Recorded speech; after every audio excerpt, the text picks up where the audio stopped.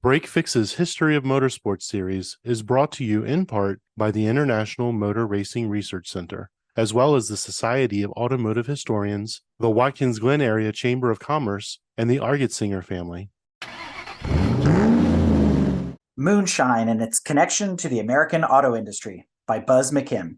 Buz McKim, formerly historian at the NASCAR Hall of Fame in Charlotte, North Carolina, is a distinguished figure in the motorsports world and a much sought-after speaker at motorsports gatherings. Mr. McKim served as Director of Archives for the International Speedway Corporation and is Coordinator of Strategical Services for NASCAR. He is the author of The NASCAR Vault, an official history featuring rare collectibles from motorsports images and archives. Mr. McKim's presentation explores the origins of modified stock car racing in the illegal distribution of untaxed adult beverages, or, quote, moonshine.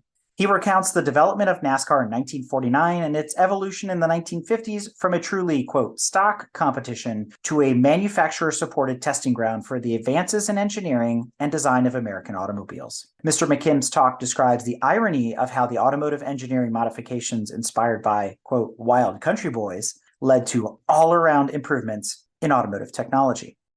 It's our very good fortune to have as our keynote speaker this year the renowned NASCAR historian and original wild country boy, Buz McKim. Buzz is well known throughout the racing world. His radio show is a staple for motorsports fans. He's a much sought-after speaker. He's appreciated for his insightful and original, sparkling, charming presentations. And as indicated in the program, Buzz was Director of Archives for the International Speedway Corporation, Coordinator of Statistics for NASCAR, and author of the seminal work, The NASCAR Vault. Let's welcome Buzz. We're sure pleased that he made it to be here with us. Buzz? All right. Thank you. Wow. I sure appreciate that. Thank you so much, Duke, and I thank the members of the symposium for allowing me to do my thing here, and I'm honored to be associated with the name Argetsinger. This is the Moonshine and its connection to the American automotive industry. First of all, you got Moonshine. Now, it's a homemade, untaxed adult beverage. It's illegal and brewed mainly at night, hence the name, Moonshine. Trippers, those who transported the moonshine, the whiskey trippers, and revenuers, spelled with two O's, revenuers, federal revenue agents who chased the trippers. The act of distilling homemade whiskey came primarily from the fiercely independent Scotch-Irish citizens across the nation, but primarily for this paper, it's the Carolinas and Georgia. The business of illegal whiskey in America reached its peak in the 1920s and 30s due to the fact that transportation and distribution of the liquor was easily attained thanks to the automobile. It caused nightly jousting between the whiskey trippers and the revenuers, with two O's, in a cat-and-mouse game of catch me if you can. In order to keep one step ahead of the law, the whiskey men had to develop equipment and modify their cars in order to outrun the federal men. This coincided with the birth of what we know now as stock car racing. Now, several trippers had their own way of transporting their wares. Junior Johnson, who's perhaps the king of all moonshiners, believed that running full bore down a gravel and dirt road was the foremost way to move his hooch. He often said that he never drove a car on the track as fast as he drove on a moonshine run. He said that if you lost a race on the track, it was no big deal, but if you lost to the revenuers, you was going to jail in the southern vernacular. Johnson was never caught on the road, but he got his need for speed as a young boy. He said, I was plowing a field barefoot behind a mule, and I must have been about 13 at the time. North Wilkesboro Speedway was opening, and my brother Fred came by and asked me if I wanted to go to the races. And I told him yes, but we had to stop by the house first to get me some shoes. Now, you just don't get much more country than plowing a field behind a mule in your bare feet. That's the quintessential Southern, that's for sure. So he said, I was hooked that day. In 1957, Junior Johnson was caught setting a fire under his father's still and spent nearly a year in federal prison at Chillicothe, Ohio. In the mid-1980s, his conviction was overturned by President Ronald Reagan, and he was given a pardon.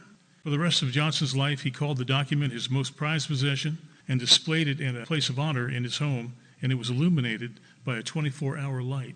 He was pretty proud of that pardon. In fact, he loaned it to us for the NASCAR Hall of Fame, and he said, don't let anything happen to that. He said, that's my number one prized possession. And we said, okay. In fact, we were looking to see if he could build us a model of a moonshine still. We had a little area in the pre-NASCAR section of the Hall of Fame, And we thought we'd put a shelf there and a little model of a moonshine still, so we called Junior to see if he'd be interested. And he said, well, I'll build you a real one. So we said, man, we can't beat a deal like that. So we went ahead and went back to the architect and cleared out an area to fit the dimensions of the still. And just a few months later, he shows up with a big trailer full of parts and pieces. And he said, I got your still for you. We said, well, Junior, we're still about a year away from setting that area up. He said, well, we'll just put it in storage. So it came time to put it together, and me and my associate, who was a Yankee too, college-educated Yankee, we figured how tough could it possibly be? I mean, these hillbillies would do this all day long, you know. So after about a half hour, we realized we didn't have a clue.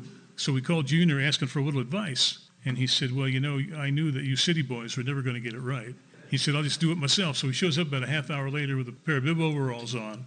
And he had the biggest pair of channel locks I'd ever seen. And he had a wrench that looked like you could build the Golden Gate Bridge. And so he goes ahead and he lays the pieces out. And he starts cranking away on these wrenches. And about a half hour later, we had us a moonshine still. And he said, it's just like the one that his father used back in the 30s. And he said, it will work, but we've not been able to convince the fire marshal it would be a great science project for the kids. We thought, yeah, here, kids, let me show you how to make some moonshine. But anyway, Junior was great. He was just a wonderful person and a real fan of the hall, and he was very, very kind to us. Johnson experienced some unusual situations while on his runs. Once he was on a run one night, revenuers were hot on his tail. He noticed he was almost out of gas, so he went ahead and he shot down this side road and lost the revenuers. And then he saw tractors sitting out in the middle of the field. So he went ahead and stopped and checked it out. Sure enough, it was full of gas. So he got out his Georgia credit card, or the siphon hose, and he went ahead and siphoned the gas out. And he took a $5 bill and laid it on the seat of the tractor and put a rock on it. And a few days later, he was back in the same area, and he saw the farmer, so he stopped by and told him what happened. And the farmer said, yeah, I wonder what that was all about. He said, hell, you gave me too much money, and the guy gave me $2 back. That was fantastic. Junior's heritage involved illegal liquor, with the largest moonshine haul in this nation's history coming at the Johnson homestead back when Junior was a young boy. His father spent a third of his life in jail due to the manufacture of booze. Now, Junior tells a story that he was about 7 and his brother Fred was about 5, and one of the federal agents come by the house and they said, boys, where's your daddy? And Junior said, I think he's up on the hill there somewhere. He said, well, you want to take me up there so I can talk to him? He said, no, sir. He said, no. He said, I'll tell you what. He said, I'll give you boys each $1 apiece if you take me up there and I can talk to him. Junior said, we want the money up front. He said, why is that? He said, if we take you up there, you probably ain't coming back. It's a 7-year-old kid. He's great. So another whiskey tripper that believed in going flat out was a young cherubic-looking Lloyd Seay. He believed in going flat out. It was said that he could cause a Model A to climb a pine tree. He was that talented behind the wheel. He was coming through Dawsonville, Georgia one night, and he was pulled over, not for hauling moonshine, but for speeding. And the cop told him the fine would be $10. So Lloyd gave him 20, and he said, I'll be coming through here in a few hours. You think you could look the other way when I come by? And he was known as the greatest driver of his day. And none other than NASCAR founder and teammate of Say's, Bill France Sr., said he was the best driver he ever saw. Seay was shot to death at the age of 21 by a cousin over a load of sugar meant for moonshine product. Between 1938 and 1941, Lloyd won most of the major races at places like Atlanta's Lakewood Speedway, known as the Indianapolis of the South, as well as many events on the sands of Daytona Beach. Now, his cousin was a fellow named Roy Hall, and he was the direct opposite of Lloyd Seay. He was Hollywood handsome, and he was the ultimate flashy dresser and the bravest driver among the brave. And unlike his cousin, Hall had no regard for the law or the well-being of those around him. He drove with reckless abandon, while Seay was calculated and almost scientific in his driving style. Hall spent much of his life in prison, but his car owner, Raymond Parks, had a lot of pull in the Atlanta area and frequently was able to get Hall out of jail on a weekend pass in order to go race. That's what you call having pull. Once Hall arrived in Daytona Beach for the races and found there were no rooms available in town, so he decided that he'd start drag racing up and down Main Street. So the cops caught him, hauled him into jail. His plan was for free lodging. It worked real well until he started complaining about no bed sheets, upon which the police chief turned Hall back onto the cold, hard streets of Daytona. So his plan didn't work. He got arrested for drag racing, but he wasn't able to stay in the jail, so he had to go find another place to stay. And like Seay, Hall took up where Seay left off by winning all the major races up and down the eastern U.S., and his career was cut short due to a head injury suffered in the late 1940s. Studious-looking Raymond Parks came out of North Georgia mountains at the age of 14 when he ran away from his abusive father, moved in with an uncle in Atlanta who owned a gas station, and by the time Raymond was 21, he had bought his uncle out, took over his moonshine business, and was a millionaire. He was brilliant. he's now flush with cash. He turned to stock car racing with drivers Seay and Hall. They were related to Raymond somehow. The team quickly became the most successful of the 30s, and during Parks' tripping days, he had another way of transporting his whiskey. The other guys were breakneck, out there just running wide open. Raymond would come out of the mountains early in the morning and stop by a pre-selected bridge where he hid a bucket, rags, and items for cleaning his car, which would have been dirty from traveling the red dirt roads of North Georgia. After washing the car, he would change into a three-piece suit, put on his fedora and his pinch-nose glasses, and blend in with the morning traffic into Atlanta. He looked more like a doctor than a felon, but he was never caught on the road. In the 1930s, for his moonshine efforts, Parks, like Junior Johnson, spent a year in Chillicothe. Enoch Staley, this is a trip. Yeah, there's a lot of news about North Wilkesboro Speedway reopening, and Enoch was the guy who built North Wilkesboro. He was a NASCAR pioneer, and he probably had the most unique way of transportation. He used a school bus for hauling alcohol. The alcohol was loaded into special compartments in the floor of the bus on the North Carolina side of a local mountain. And on the Tennessee side, there was a fairground with a large cattle barn which had massive doors at either end of the building. And a predetermined time was set up for the dumping of the load. And as the bus came onto the fairground, the one door was opened and the bus entered the building. The door was closed, the contents were unloaded, and the door to the other side of the building was open. The whole operation only took a few minutes, and the bus was on its way back to North Carolina. That's pretty slick. Who would have ever thought of hauling moonshine in a school bus? I thought that was pretty neat. And it's been said that there were even a few early NASCAR stars that dressed like undertakers and transported their load in a hearse. Their run would start in South Georgia and usually end up somewhere around the Central Florida area, and the stories are endless. A large still was found under the Georgia racetrack in late 1960s. The Middle Georgia Raceway in Macon, Georgia, a major NASCAR venue in the 50s and 60s, was the site of the ingenious moonshine manufacturing operation. According to prolific NASCAR historian Greg Fielden, quote, the federal and state officers located a huge moonshine still tucked neatly under the .534. It was a half-mile track is what it was. Under the facility. Peach County Sheriff Reggie Mullis called it one of the most well-built still operations ever. Officials said that the still was located under the speedway. To get these dimensions, all right, the guy was in it for more than a hobby. The only dimension through the ticket booth at the north end of the track, Mullis said that the agents climbed down a 35-foot ladder. So you're at ground level. You go through the ticket office. You go down 35 feet from a trap door. There they found a 125-foot tunnel where the still was located, so they had to dig back another 125 feet. This is one of the most cleverly run moonshine operations I've ever seen, said one federal agent. Following an investigation, it was discovered that the still was capable of producing 200 gallons of actual whiskey every 5 days.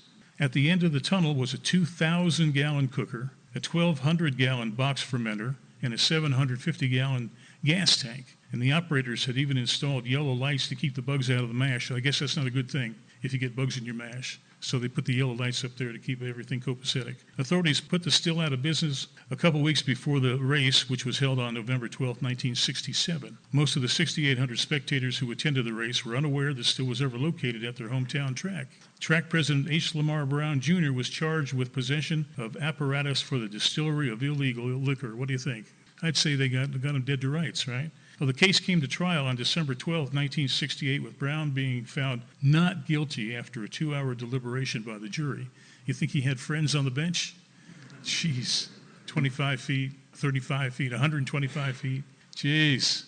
Among the changes made to the tripper cars were several to the engine: multiple carburetors, aluminum cylinder heads, high-lift camshafts, special valves, and lightweight flywheels were some of them. The cars of choice were 1938 to 1940 Ford coupes. They were well-balanced, had hydraulic brakes, and were relatively inexpensive and had a large trunk area for carrying booze. Parts were also very easy to acquire, so it was the perfect car for running moonshine back in those days. Most of the chases were held on dirt and gravel roads, and very few paved roads existed in the backcountry in those days, and the suspensions of the cars needed to be modified. Heavy-duty shocks, oversized brakes, modified springs, reinforced wheels, multi-ply tires were incorporated into the whiskey tripping cars. The federal cars were stocked for the most part with no high-performance engine parts or suspension parts, and there was no budget to add the needed parts to their cars anyway.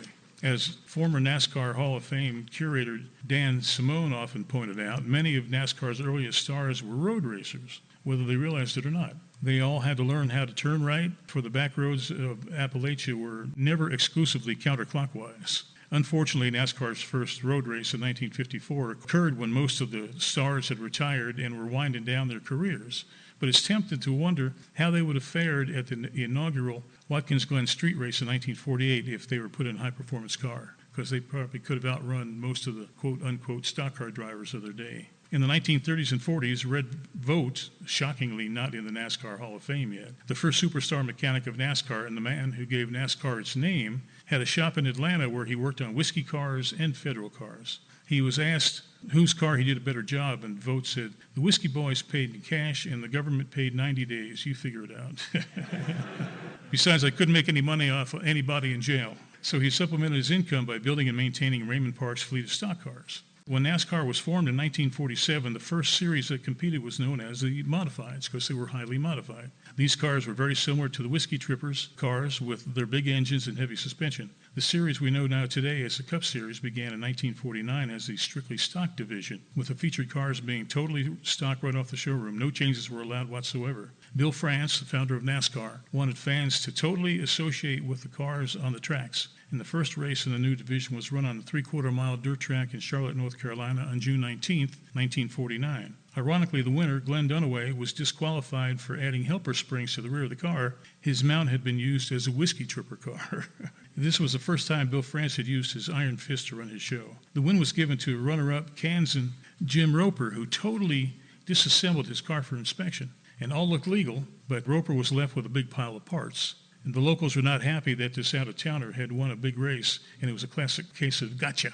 So Roper's car owner was a close friend of a local Lincoln dealer who owned Roper a car to get back home on. The winning car was eventually reassembled. They didn't like this out-of-towner taking all their money home, so they had him disassemble his whole car and say, "Oh, you're okay." Within a few years, it became apparent that changes needed to be made as cars were faster and the tracks were longer in length. NASCAR looked to the modifieds for suggestions on how to fix this situation. Any part used in the Cup Series, then known as the strictly stock division, was to have factory part number attached to it. The first example of this was the rear axle of the Hudson Hornet. These axles were likely to break with the rear wheel being caught under the low wheel opening on the rear quarter section. The car would flip, causing injury to the driver and in some cases death. Hudson developed a new, stronger axle as part of its severe usage package, and NASCAR allowed it to be substituted in place of the stock item. It was not a performance item, but rather a safety item. Manufacturers realized through the exploits of the early trippers how heavy-duty parts and components were vital to the total performance of their products. So they were already starting to look at the modifieds, and this is in the early 50s. Carl Kiekhaefer, car owner of the mid-1960s, was a brilliant engineer, and his team was associated with the Chrysler Corporation and dominated NASCAR competition in 1955 and 1956. In order to get around the NASCAR rule about parts needing a manufacturing parts number, Kiekhaefer would design a part that he felt he needed for greater performance. He would then give Chrysler the part, which they would then bestow an official number and include it in their parts catalog. Pretty sharp way of getting around those pesky rules, you know? So he would say, here, you can just have this part, but I want one for my race car. And if it had a parts number on it, NASCAR couldn't say anything about it. The opening of the mile-and-a-quarter asphalt Darlington Raceway in 1950, speeds escalated, causing concern for safety. Californian Johnny Mance, who won that first race at Darlington, beat all those Southern boys.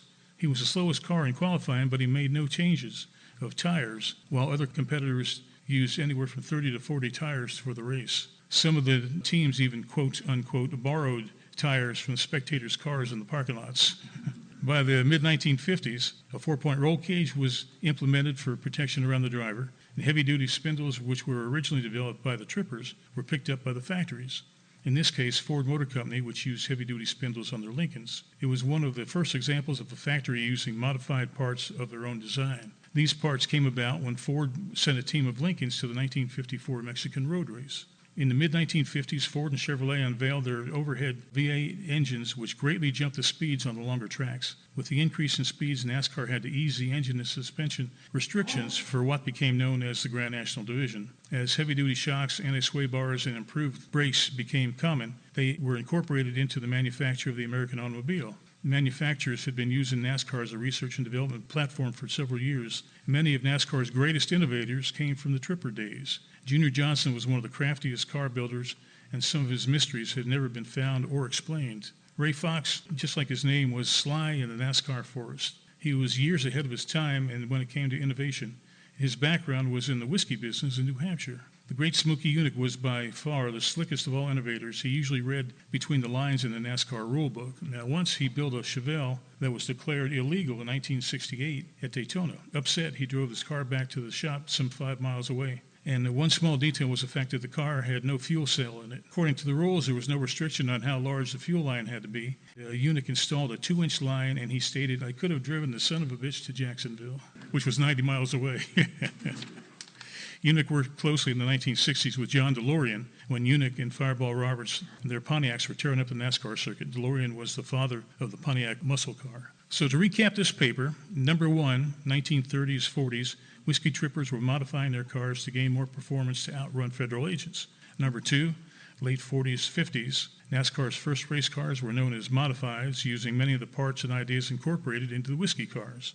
Number three, early and mid-1950s, NASCAR's top series was not allowed to use these parts for several years as the cars had to be strictly stock. Number four, mid-1950s and 60s, as the American automobile manufacturers began to produce higher-powered products, the need for reliable, high-performance and suspension parts became necessary. So through the early days of tripping and the years of NASCAR development, today's automobile have improved suspension parts and brakes, stronger and lighter metals, advanced tire technology, better aerodynamics, increased gas mileage, seat belts and shoulder harnesses, and a rudimentary roll cage on many models. And even today, the manufacturers turn to NASCAR for their R&D programs, and it all started out with the Moonshine trippers.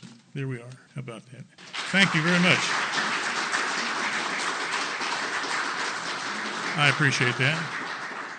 Anybody got any questions? The Moonshiners Hall of Fame is part of the Georgia Racing Museum in Dawsonville. Yes, sir. Are you familiar with the administration? I mean, is that a legit Hall of Fame? Do they have a committee? Do you know how that works? Oh, yeah, they're a good bunch of people, for sure. It's the unofficial, official Georgia Racing Hall of Fame. And I think the city took it over, if I'm not mistaken, and they use it for their city offices. But it's a really neat deal. They got great cars there, good administration. And Administration of that Hall of Fame? oh, no, I'm not. Of course, NASCAR denied all of this for many years. Yes, they did. They did everything they could to suppress the idea that these guys were a bunch of rum runners. But I'm wondering if anybody has any sense of how much of this business still goes on. I would doubt that any of the professional drivers or teams are involved. But is moonshining still a major industry in Georgia and the South? Would you have any knowledge of that? Yeah, I think there's still a little bit going on. There was a guy named Dean Combs who was a several-time Goodies Dash Series champion. And it wasn't too many years ago where he was nailed for moonshining within the last 10 years. So there's still some of those rugged individualists out there, you know. Yes, sir. Well, I think I'd add to that. In my dealings with moonshiners, a lot of them have gone now to growing marijuana. Oh, yeah. And they're using the same security techniques to protect their crops that the bootleggers did to protect their stills. Yeah. And they're even getting into some more advanced things. I know one fellow told me that his family employed tripwires around the perimeter of their property so that it was an added layer of protection. Interesting. But I just have kind of a comment. You're talking about Junior Johnson. I had the good fortune in 1992 to spend a day at Junior's shop, and I didn't realize I was going to spend a day with the team. I ended up spending most of the day with Junior. Oh, boy. Came in the office wearing overalls and a T-shirt, and I just said hello. And he said, well, if you're going to talk with me, he said, come help me. And he had 2 quarts of strawberries that he had just picked. So we went in the bathroom at the offices at his shop, and we washed strawberries, and we talked. And he said that most of the phone calls that he ever received came, at this time he was running Fords, was from engineers in Dearborn at the Ford Motor Company. When they had a problem with something they were trying to develop, if they couldn't figure it out, they would call him. Oh, yeah. And say, can you have your people work on this? So the guys in the shop they were actually doing some like R&D work and design work for the Ford Motor Company. Yeah. So Yeah, Junior was brilliant. And very little school education, you know. Very little formal education, but he was just brilliant. He's a smart guy. Yes, sir. Buzz, we've all seen the movies of the moonshine chases and all that sort of thing. Did they ever actually have things to dump oil on the road behind them or smoke or things like that? Or is that all Hollywood? Yeah, no, there was some truth to that. They had some moonshiners, like when they did Thunder Road, they had some local moonshiners up there as technical assistants, and they showed them all the little tricks that they had. Some of the moonshiners got killed, too, some of the federal agents, too. Interesting, the agents and the trippers were usually away from the cat and mouse game. They were good friends. they would spend Christmas at each other's house. They knew the kids' names and all this kind of stuff. And it was like a little fraternity, The one story I read, it was in a Life magazine back in the early 60s. It said that they laid in wait for this one guy they knew was coming, and they shot out his radiator. Well, the only problem was the car just kept right on going because he'd installed the radiator in the back seat. Oh, yeah. There you go. There was a guy that came to North Wilkesboro, North Carolina, and he's looking for moonshine. I guess it's probably not too hard to find. He's looking around, and he sees somebody that looks like might know what's going on. And he said, I'd like to find me some moonshine around here. And the guy said, well, you see that building over there in the corner? He said, yeah. He said, well, that's the post office. He said, that's probably the only place in town you won't find moonshine. Yes, I have it on good authority from unnamed relatives that during the Depression there was a couple of fairly high-quality distillers in the Elmira area. You could get good grain alcohol at a reasonable price. Oh, no, I'll be darned. Really? No kidding. Yeah, my mother and her siblings, they lived down in Swoyersville, Pennsylvania. And to get out of the coal region in the summertime, two of my uncles would get kind of farmed out to whoever it was outside of Elmira. And their job was to sit out by the front of the road, and essentially they were like security guards or something, but they had something to do with this operation. Isn't that something? Unfortunately, everyone's gone now. I can't track down the specifics, but but they were right outside of Elmira. Oh, that's cool. Yeah, I guess there's no place around that there wasn't moonshine. We'll be talking about Vicki Wood here in a little bit, and she was a lady race driver. She set the fastest time through the measured mile on the beach at Daytona in a new Pontiac, and she was amazing. Lived to be over 100 years old, and her father and her 5 brothers were involved in moonshine up in Michigan, and she was a lookout. She'd get up in the attic when she was a little girl, and she'd watch out for the cops. But I don't think there's any area that wasn't touched by moonshine. It seems like the better stories come out of the South, though. Yeah. Or maybe the people are crazier in the South. I don't really know. Buzz, can you fill us in on what was the overall response to when the Hall of Fame was getting going and you were starting to do, the origins of the sport? Was there any kind of pushback from any of the CVRA or any the town's fathers and leadership that kind of frowned upon? We want to downplay that part of it? No, not really. In fact, Winston Kelly, who was my boss, he's still the director there, they really wanted him for the job. And he went to NASCAR and said, this moonshine thing we're going to have to put to rest right now. He said, if we try to sweep it under the rug, we as a facility will never have any credibility. So he said, make your mind up now, because if you're not going to go along with it, I'm not going to take the job. And that's where we got a hold of Junior, and we got the still, and, it's a big part of what NASCAR's history is. And I think, if anything, to see where it is today, coming out of those bare roots, I think it makes the story even more interesting. Well, this has been a joy. I thank you so very much, everybody. Thank you, Buzz.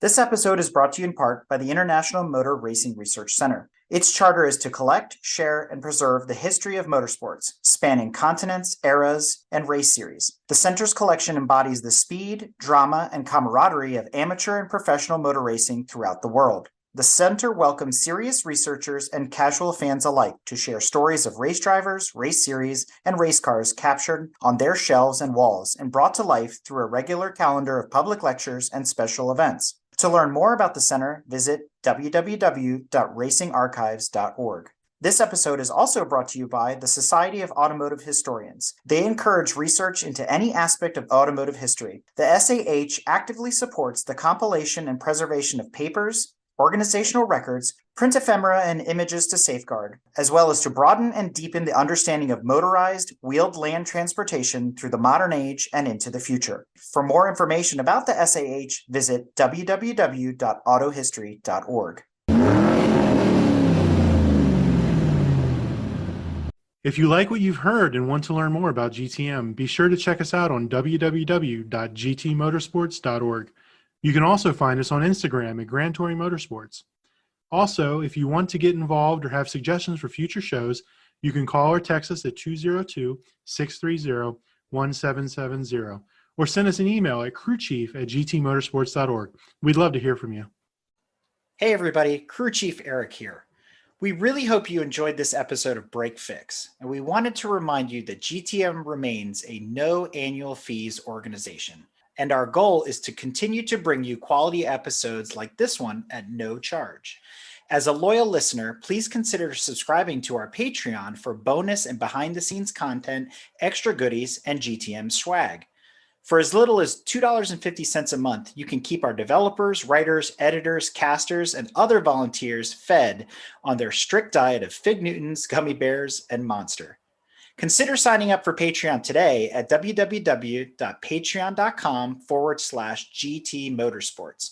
And remember, without fans, supporters, and members like you, none of this would be possible.